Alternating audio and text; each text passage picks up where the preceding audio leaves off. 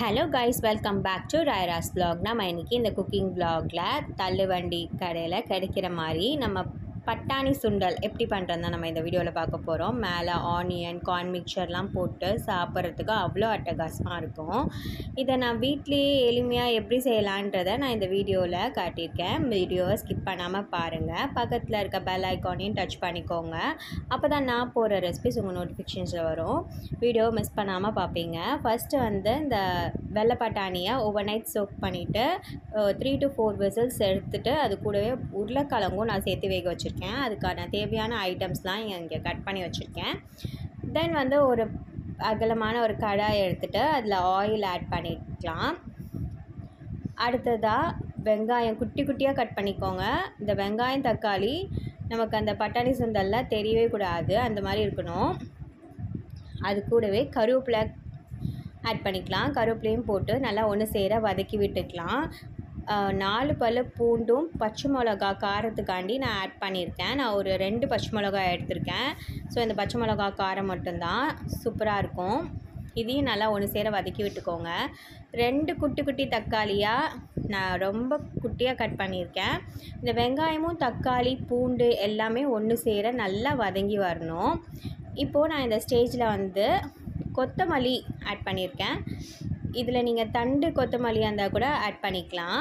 தென் இப்போ மசாலா ஆட் பண்ணிக்கலாம். மஞ்சத்தூள், மிளகாத்தூள், தனியாத்தூள், கரம் மசாலா, உப்பு. இந்த மசாலா பேசிக்ஸ் மசாலா தான் இதுக்கு தேவைப்படும். இதை போட்டு நல்லா ஒன்று சேர மிக்ஸ் பண்ணி விட்டுக்கோங்க. அதுக்கப்புறமா நம்ம இப்போது வேக வச்சுருக்கோம் இல்லையா அந்த பட்டாணி சுண்டல், அதை இப்போது நம்ம இந்த தண்ணியோடு நம்ம இப்போ ஆட் பண்ணிக்க போகிறோம். இந்த மசாலாஸில் அதையும் இப்போ ஆட் பண்ணிவிட்டு ஒன்று சேர நல்லா மிக்ஸ் பண்ணி விடுங்க. தென் இப்போ இதை பச்சை வாசனை போகணும் அப்படின்னா ஒரு அரை கிளாஸ் அளவுக்கு நான் எக்ஸ்ட்ரா தண்ணி ஊற்றிருக்கேன்.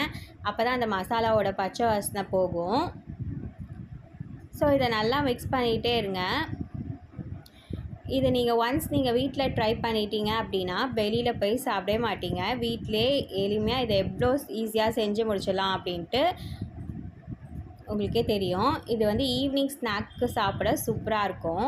நான் ஒரே ஒரு ஹாஃப் பொட்டேட்டோ போல் நான் மேஷ் பண்ணி போட்டிருக்கேன். இது ஏன் சேர்த்துருக்கேன் அப்படின்னா அந்த கிரேவி திக்காகிறதுக்கு, அந்த மசாலா திக்காகிறதுக்கு கொஞ்சம் டைம் எடுக்கும். அந்த பொட்டேட்டோ மேஷ் பண்ணி போட்டோம் அப்படின்னா இந்த அளவுக்கு திக்னஸ் கிடச்சிரும். இப்போது சீக்கிரமாக இதுக்கு கார்ன்ஃப்ளவர்லாம் கரைச்சி ஆட் பண்ணணுன்னு அவசியமே இல்லை.